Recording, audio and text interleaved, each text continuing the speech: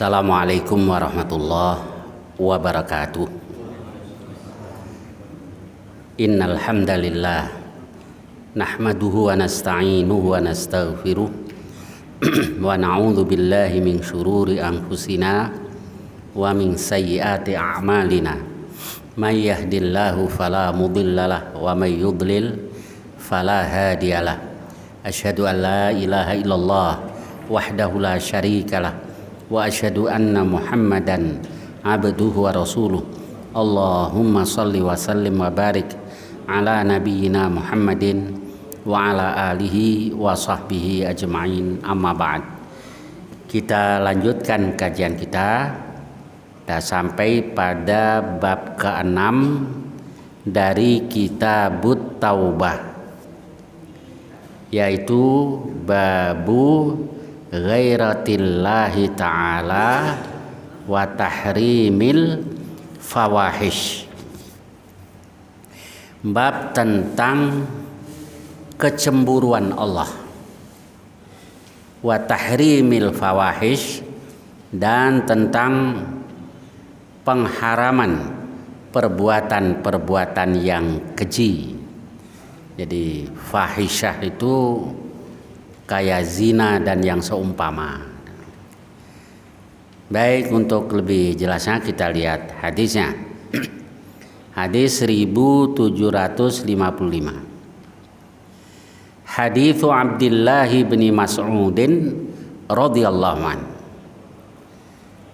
Dia katakan, la ahada aghyaru minallah. Tidak ada seorang pun yang lebih pencemburu dibanding dengan Allah. Walidzalika, dan karena itu, harramal fawahish, Allah haramkan perbuatan-perbuatan yang keji. Ma dhahara minha, yaitu yang tampak darinya, wa ma batan, dan yang tersembunyi. Wala syai'a ahabbu ilaihil madhu minallah. Tidak sesuatu pun yang lebih suka dipuji kecuali Allah. Walidzalika madaha nafsah, karena itu Allah memuji dirinya sendiri. Baik, saya lanjutkan dulu hadis yang berikutnya. Hadits Abi Hurairah radhiyallahu anin Nabi sallallahu alaihi wasallam annahu qala, bahwa beliau bersabda, innallaha yaghar, sesungguhnya Allah itu cemburu. Wa ghairatullahi, dan kecemburuan Allah itu adalah ayyatiyal mu'minu ma harramallah, kalau seorang mukmin melakukan apa yang diharamkan oleh Allah. Hadis berikutnya, haditsu Asma, yaitu hadis yang berasal dari Asma, annaha sami'at Rasulullah sallallahu alaihi wasallam yaqul, bahwa dia mendengar Rasulullah bersabda, la syai'a aghyaru minallah, tidak ada sesuatu pun yang lebih pencemburu dibanding dengan Allah. Baik, kita lihat lagi dari awal. Rasulullah sallallahu alaihi wasallam bersabda, la ahada aghyaru minallah, tidak ada seorang pun yang lebih pencemburu dibanding dengan Allah. Lalu kecemburuan Allah itu semacam apa? Nah ini, walidzalik harramal fawahisha ma dhahara minha wa ma batan.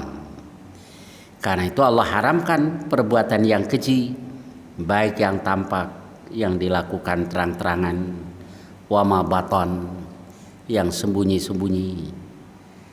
Nah, Allah cemburu. Ini hamba beriman atau tidak? Kok melakukan hal-hal yang fahisyah? Itu dilarang oleh Allah Subhanahu wa taala. Kalau seorang hamba melanggar itu, Allah cemburu. Bahkan tidak ada yang lebih pencemburu dibanding dengan Allah. Kayak ketika ada seorang sahabat katakan, kalau saya lihat istri saya bersama dengan seorang lelaki, saya akan bunuh dia. Rasul katakan, kamu gak dengar yang dia katakan, aku lebih pencemburu dibanding dengannya. Nah, Allah aghyar, Allah juga lebih pencemburu. Karena itu Allah haramkan perbuatan yang fahisyah, yang tampak maupun yang tersembunyi. Ini pertama. Yang kedua, wala syai'a habbu ilaihil madahu minallah. Tidak ada suatu pun yang lebih suka dipuji kecuali Allah. Walidzalika madaha nafsah, karena itu Allah memuji dirinya sendiri. Di dalam Al-Qur'an banyak tuh ada beberapa ayat yang isinya Allah puji dirinya sendiri. Alhamdulillahilladzi dan seterusnya. Nah, kemudian kok Allah suka dipuji? Iya.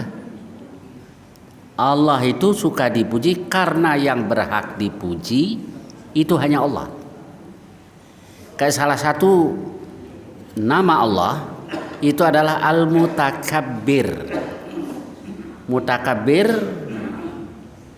kalau hamba mutakabbir kan yang sombong kan.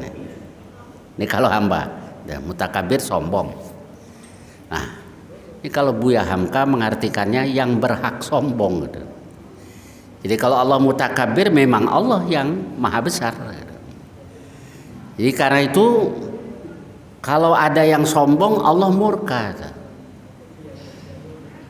Al-'azamatu izari wal kibriya'u ridai. Itu di salah satu hadis qudsi. Keagungan itu adalah izar, pakaianku, kainku. Wal kibriya, kebesaran adalah ridai, selendangku. Faman naza'ani fi wahidin minhuma, barang siapa coba melepaskan aku dari salah satu kedua pakaian itu, faqad adzabtuh, aku akan menyiksanya. Jadi kebesaran itu pakaian Allah. Yang menyandang, yang berhak menyandang Al-Mutakabbir itu Allah. Makhluk kalau sombong, nah itu yang Allah murka, karena tidak berhak. Sampai Nabi katakan, la yadkhulul jannah, tidak masuk surga, man fi qalbihi mithqalu dzarratin min kibrin, orang yang di hatinya ada seberat dzarrah dari kesombongan. Oh, kadang-kadang ada di ini ya, al-jabbarun al-mutakabbirun. Nah, itu apa maksudnya? Ya, di salah satu hadis sahih bahwa surga dan neraka itu dialog nanti.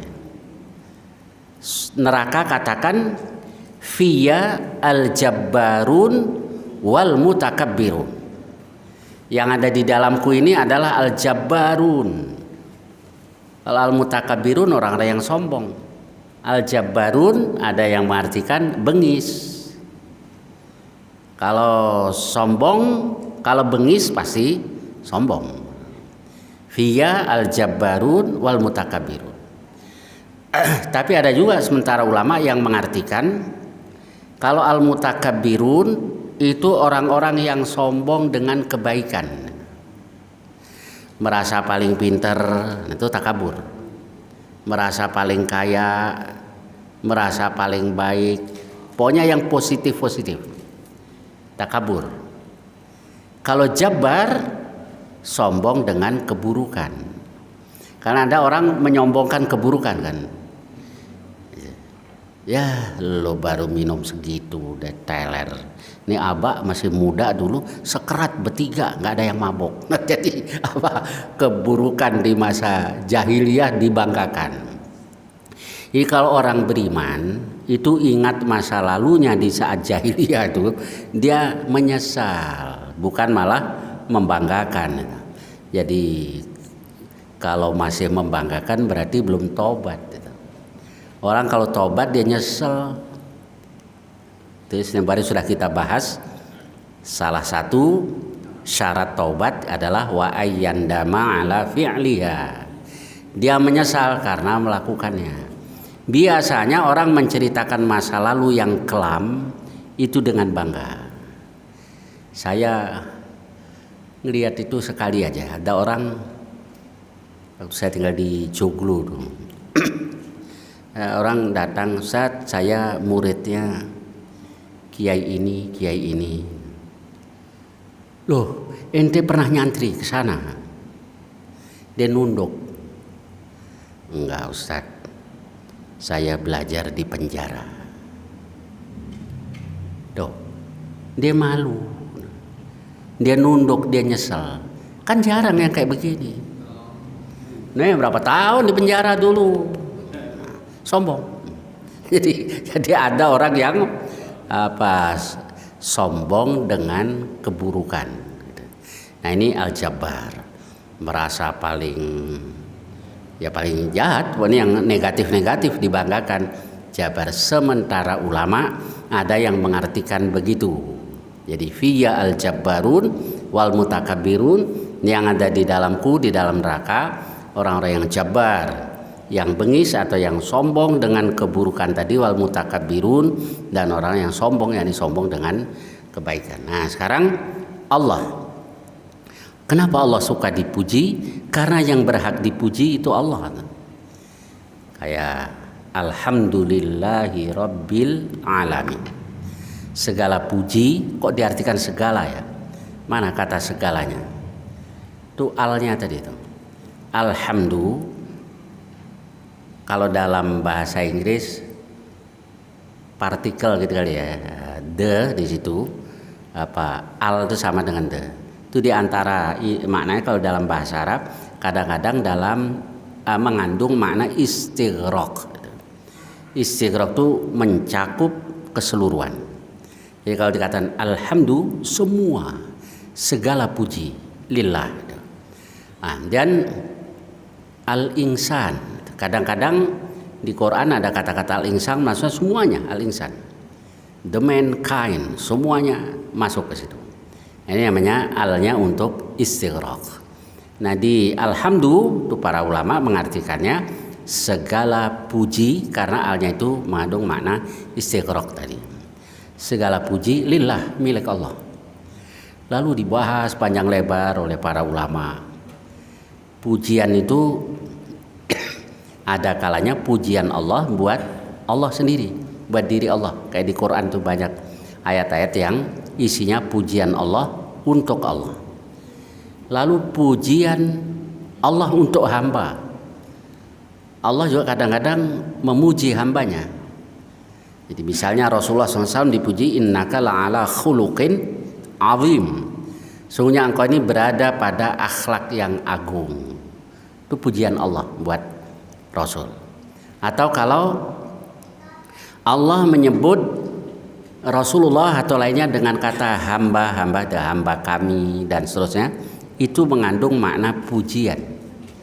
Kayak contohnya, wa in kuntum fi raibim mimma nazzalna ala abdina, dan seterusnya.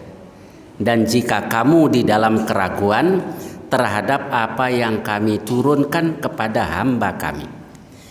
Yang dimaksud dengan hamba kami Muhammad Rasulullah SAW. Nah, Allah menyebut Rasul dengan kata hamba kami itu dalam makom yang mulia, yaitu kaitannya dengan Allah turunkan Al-Quran. Wa in kuntum fi raibim mimma nazzalna ala abdina. Terus di surah Al-Isra, subhanalladzi asra bi'abdihi laila. Maha suci Allah yang telah mengisrakan hambanya lailan, di malam hari. Nah, abdihi bi'abdihi maksudnya Rasul. Allah sebut bi'abdihi kaitannya dengan ketika Rasul, kaitannya dengan makom yang saya mulia, yaitu yang sangat mulia ketika diisrakan oleh Allah Subhanahu wa taala. Contohnya lagi, wa ibadur rahmanil ladzina, dan seterusnya. Semua makhluk juga hamba Allah. Yang kafir, yang jahat, yang sebaik, yang beriman, hamba Allah. Tapi Allah menyebut kata tadi itu dengan kata tadi itu mengandung makna pujian. Jadi kadang Allah memuji hamba. Kadang-kadang hamba memuji hamba yang lain. Jadi Allah puji buat dirinya sendiri, Allah memuji hambanya, hamba memuji Allah. Nah itu harus. Dan sesama hamba kadang juga saling memuji. Tapi yang sesungguhnya kalau kita pikirkan, kita renungkan, semuanya kembali kepada Allah. Maka alhamdulillahi rabbil alamin. Kita pada hakikatnya kan nggak berhak kan untuk dipuji. Maka orang-orang arif, nah ini gimana kalau kita dipuji? Kalau kita dipuji orang, tuh macam-macam. Ada yang dipuji orang, wih bangga tuh kan, tuh gue tuh apa bangga ya. Nah, belum yang kayak begini mah belum gitu. Nah, dan ada juga ketika dipuji oleh sesama dia malu, istihya. Ini tingkatnya lebih tinggi. Dia malu dipuji. Tapi sebenarnya ada yang lebih tinggi lagi. Dia mengatakan alhamdulillahi rabbil alamin. Apa maksudnya? Apa alhamdulillah saya sudah dipuji, sudah disebut-sebut kebaikan saya. Oh bukan itu maksudnya. Maksudnya yang sesungguhnya saya tidak berhak dipuji. Yang berhak dipuji adalah Allah. Alhamdulillahi rabbil alamin. Baik, kita kembali ke hadis tadi. Jadi Nabi katakan tidak ada suatu pun yang lebih suka pujian kecuali Allah. Walidzalika madaha nafsah, karena itu Allah memuji dirinya sendiri. Lalu hadis yang berikutnya tadi isinya sama, innallaha yaghar wa ghairatullahi ayyatiyal mu'minu ma harramallah. Sesungguhnya Allah cemburu dan kecemburuan Allah adalah jika seorang mukmin melakukan apa yang Allah haramkan. Kalau di lafaz sebelumnya walidzalika harramal fawahish, karena itu Allah haramkan yang fahisyah ma dhahara minha wa ma batan. Kalau di sini jika seorang mukmin melakukan apa yang diharamkan oleh Allah Subhanahu wa taala. Lalu hadis yang ketiga, la syai'a aghyar minallah. Tidak ada suatu pun yang lebih pencemburu dibanding Allah. Dan bab ke-7. Babun fi qaulillahi ta'ala. A'udzu billahi minasyaitonir rajim. Innal hasanati yudhibnas sayyi'at. Sesungguhnya kebaikan itu menghilangkan keburukan. Hadis 1758.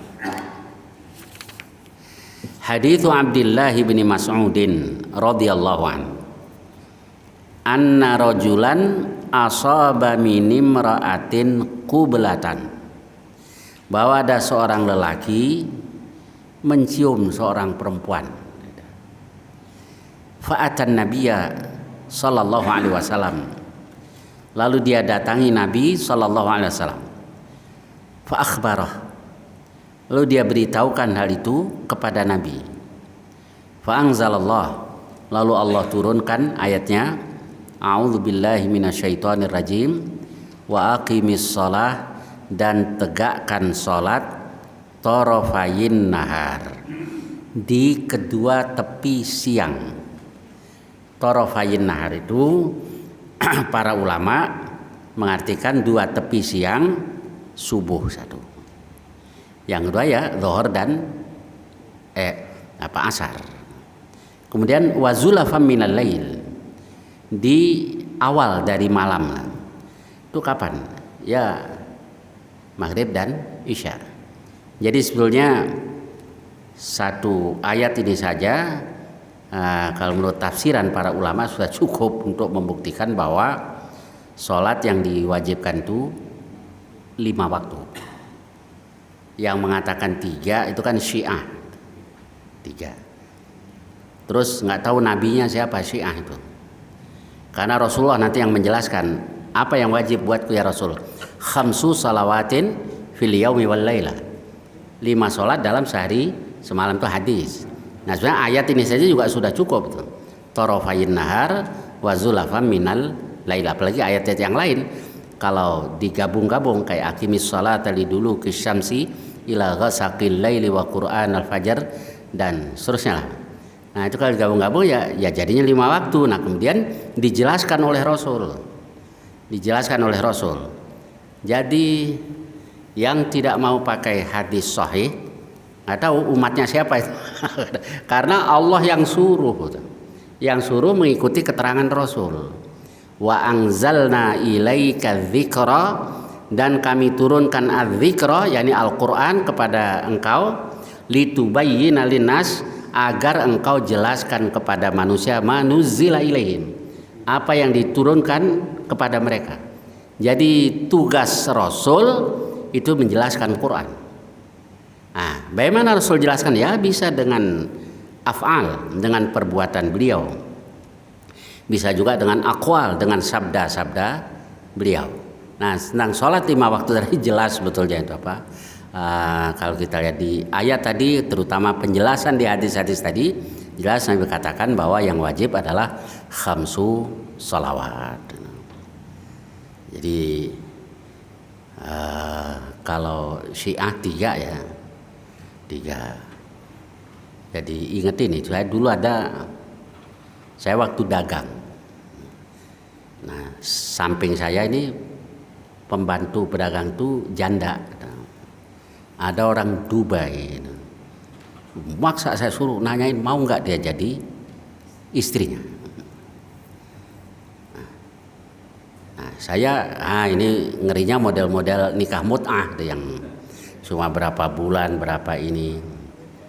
Terus si perempuan itu juga begitu, tanyain ini Pak, tolong tanyain ini itu saya tanyakan itu. Anta Syi'i? La, ana Sunni Syafi'i, usalli 5 awqat. Saya Sunni Syafi'i, salat 5 waktu dan seterusnya. Tapi nanti juga kecolongan ternyata. Sampai ini perempuan, Pak tanyakan, saya mesti pakai jilbab tidak?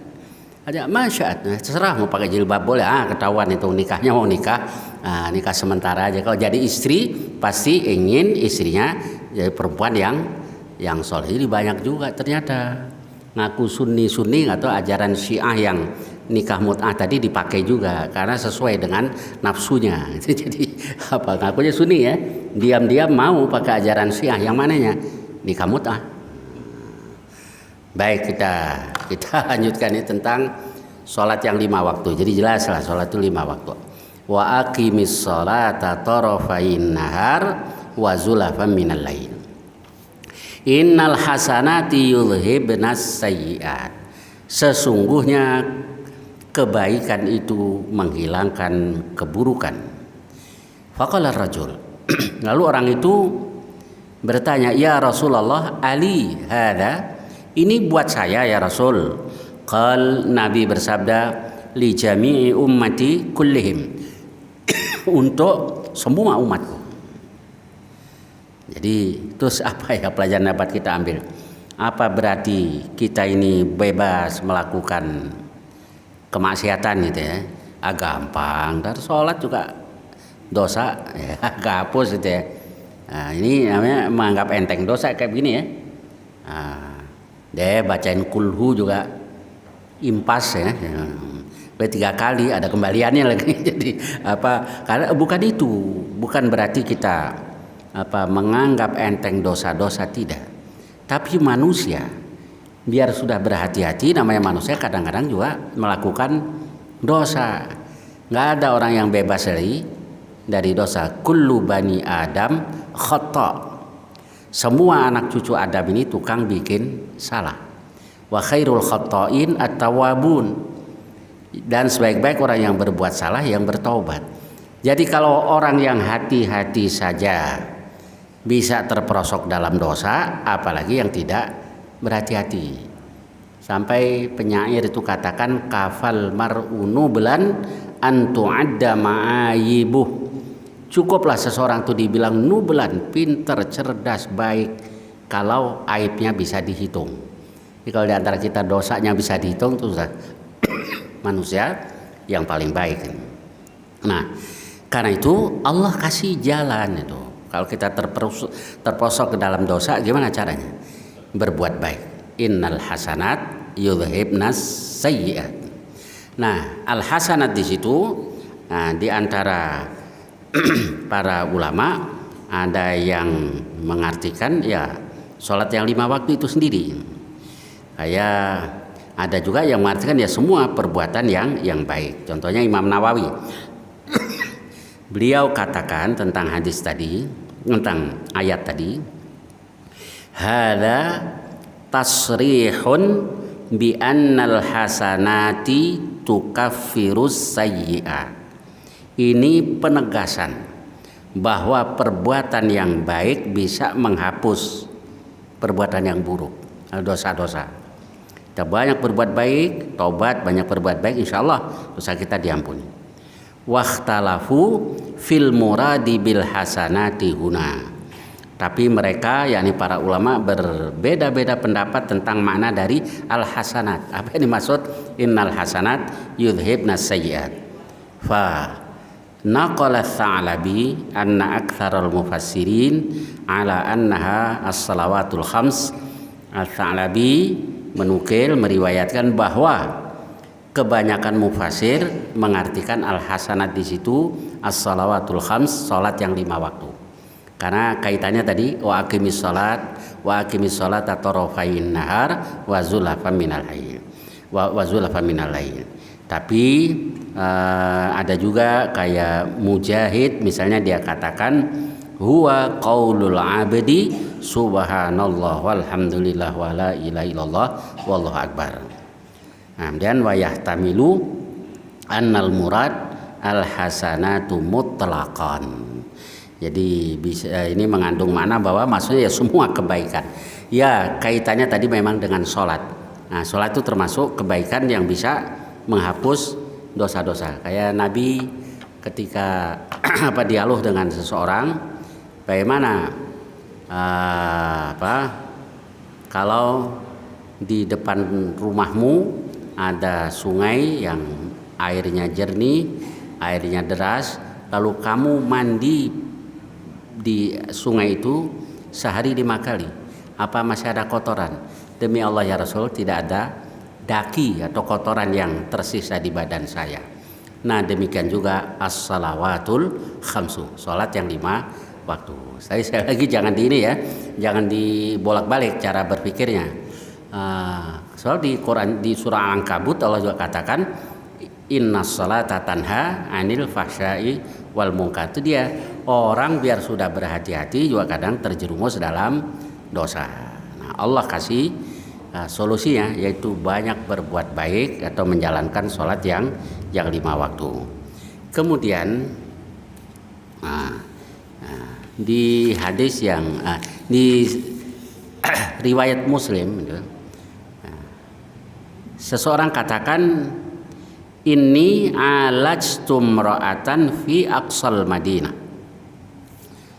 Ya Rasulullah, saya alajtu, jadi saya nggoda lah seorang perempuan yang ada di ujung kota sana. Wa inni asabtu fiha duna an amassaha. Saya melakukan suatu padanya tapi saya tidak sentuh, yang ini saya tidak gauli dia.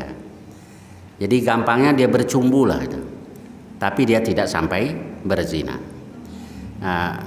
Fa'ana hadha, ini saya faqdi fiyya ma syi'ta, putuskan tentang saya apa yang kau mau ya Rasul. Lalu turun ayat tadi. Baik, kemudian bab ke-7, babu qabulit taubati, babu qabuli taubatil qatili wa in kathura qatluh. Bab tentang diterimanya taubat orang yang membunuh sekalipun banyak pembunuhan yang dia lakukan. Nah, ini hadis yang tempo hari ditanyakan itu tentang seorang hamba yang sudah membunuh 100 jiwa itu.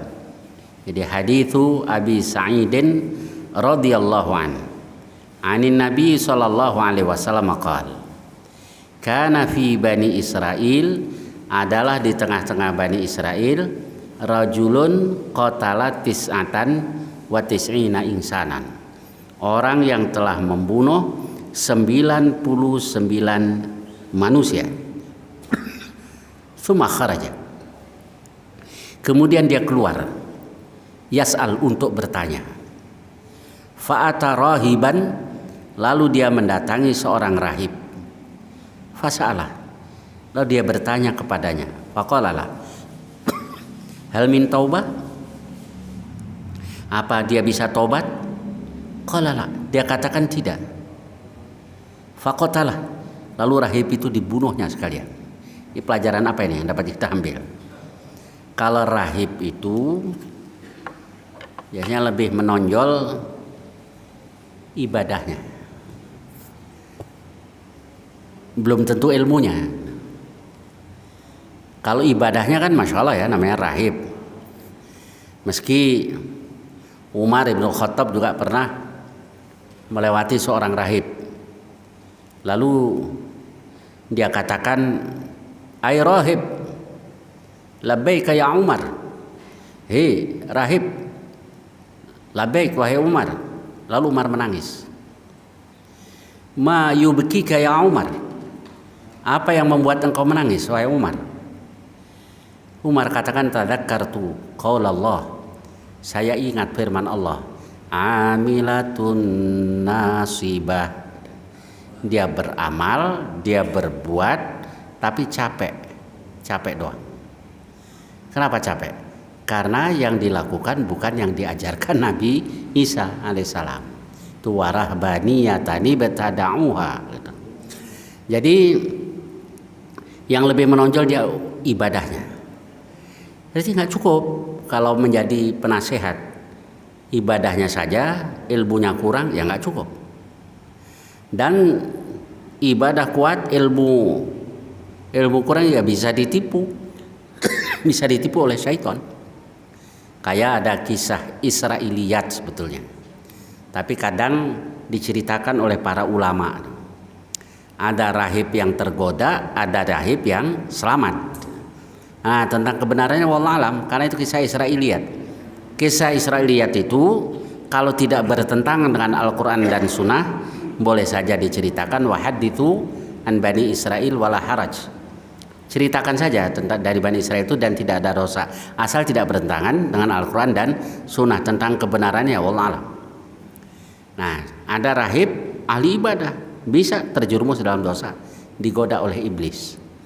Apa yang kurang? Ilmunya. Kalau rahib kan semangat ibadahnya luar biasa, dan iblis, ringkas ceritanya, goda dia dengan ibadah. Dia numpang nginep di situ. Dia ibadahnya yang melebihi si rahib tadi. Nah, bengong nih rahib. Saya ini rahib, abid, rahib, ahli ibadah, kok kalah dengan Anda? Walhasil ringkas ceritanya dia akhirnya tertipu dan musyrik. Yang satu lagi enggak. Hai rahib, wahai rahib, ana Isa, la anta syaitan. Aku Isa, bukan engkau syaitan. Iltafit ilayya ana Isa, menolehlah kepadaku, aku Isa. Si abid, ahli ibadah ini menang, setannya pergi. Kata abid tadi, Isa tidak pernah suruh aku sembah dirinya. Lalu iblis itu kalah pergi. Artinya apa? Orang perlu dua-duanya, semangat ibadah yang tinggi juga keilmuan. Ini nggak boleh timpang nih. Kalau timpang kayak ini rahib nih, ibadahnya luar biasa lah. Tapi ketika ditanya ya jawabannya nggak pas, karena ilmunya kurang. Nah, contoh abid ahli ibadah yang tadi saya ceritakan begitu juga. Yang satu punya ilmu, punya semangat ibadah, kalah iblis. Yang satu semangat ibadah doang, ilmunya tidak. Nah, akhirnya tertipu juga oleh iblis. Jadi dua-duanya ya ibadah ya ilmu, biar nggak tertipu oleh syaitan. Kan ada juga kadang orang ahli ibadah, sholat malam, puasanya masya Allah, zikirnya masya Allah, ilmunya kurang, jadi dukun bisa. Ya, udah dibilang apa? Pangsit. Jadi karena kurang, nanti diingatkan nggak mau tuh. Orang gue dapat dari Allah, ini kan hasil dari tahajud. Mana ada sih tahajud dapat jimat? Terus suruh berdukun. ada juga berdoa, bukan berdoa. Nah, di sini ilmu perlu. Nah, baik, kembali ke hadis tadi. Si orang ini mau tobat, tanya ke rahib, bisa nggak dia tobat? Nggak bisa, bunuh sekalian. Karena jawabannya tidak bijak. Kemudian faja'ala yas'al, mulailah dia bertanya. Faqala lahu rajulun, seseorang katakan kepadanya, iti qaryata kada wa kada, datanglah ke negeri ini, negeri itu. Fa'adrakahul maut, fana'a bisadrihi nahwaha. Jadi di tengah jalan dia mati, dia menghadap dengan dadanya ke arah negeri yang dituju. Fakhtasamat fihi malaikatur rahmah wa malaikatul adab. Lalu berebutlah tentangnya para malaikat rahmah dan malaikat adab. Fa'auhallahu ila hadhihi an taqarrabi. Allah perintahkan untuk bumi tadi, yang ini mendekatlah, yang dari negeri yang dia tuju ke tempat orang tadi disuruh mendekat. Wa ila hadza, dan kepada wa auhallahu ila hadhihi an taba'di, yang ini suruh menjauhlah dikit. Wa qal, dan Allah berfirman, qisu ma bainahuma, ukurlah di antara kedua jarak itu. Fawajada ila hadhihi aqraba bi shibrin faghfaralah. Lalu didapati yang ke negeri yang dia tuju lebih dekat 1 jengkal, lalu dia diampuni oleh Allah. Baik, tempat juga sudah kita bahas bahwa alasan malaikat rahmah mengambil roh orang tadi, dia katakan ja'ata iban mukbilan biqalbihi ilallah. Dia datang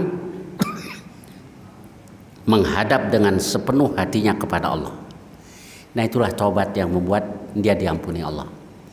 Itu ternyata ini orang benar-benar karena Allah, bukan karena yang lain. Alasan malaikat adab, innahu lam ya'mal khairan qattu. Dia belum pernah melakukan kebaikan sama sekali. Lalu Allah turunkan malaikat yang lain untuk melerai, memutuskan di antara dua kelompok malaikat tadi. Lalu diukur, ternyata lebih dekat kepada negeri yang dituju sejengkal. Lalu dibawa oleh malaikat rahmah.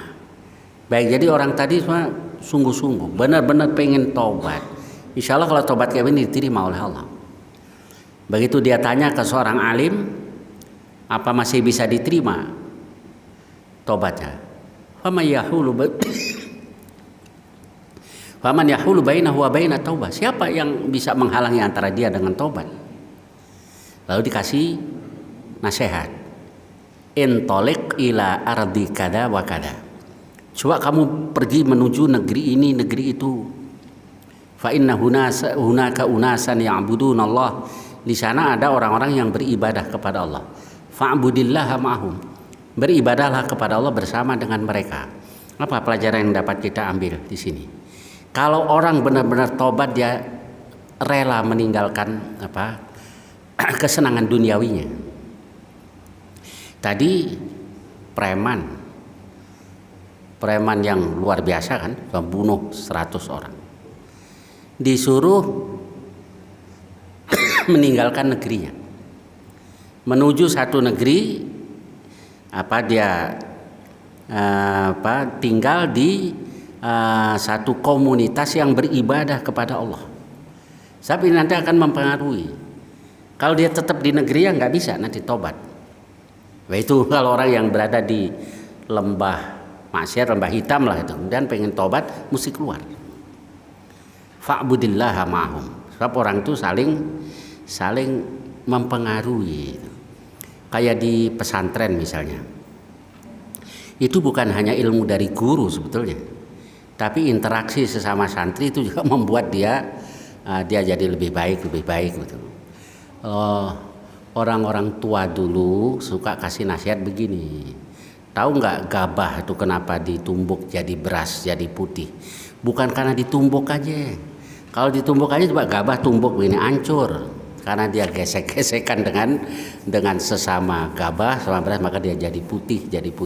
Nah, insya Allah begitu. Maka Nabi kata apa? Orang alim tadi katakan tinggallah di sana, fa'budillaha ma'hum, beribadalah kepada Allah bersama dengan mereka. Wala tarji' ila ardik, jangan kembali ke negerimu.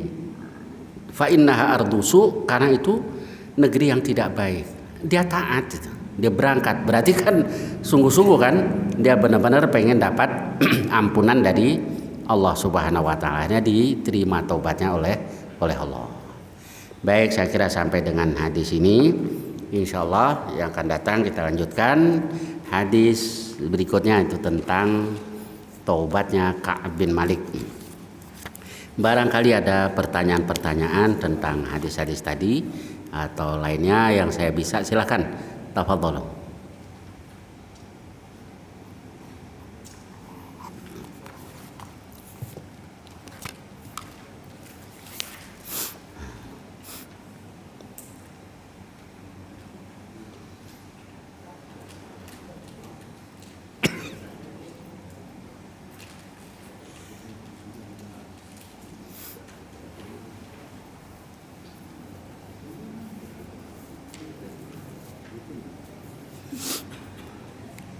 Silakan Pak Haji. Adanya hadis yang terakhir ini Ya.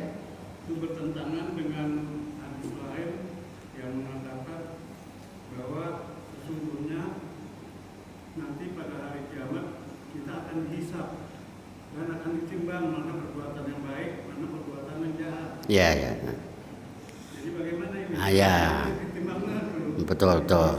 Nah, berarti begini, mutu taubat orang tadi itu bisa mengalahkan keburukannya, gitu.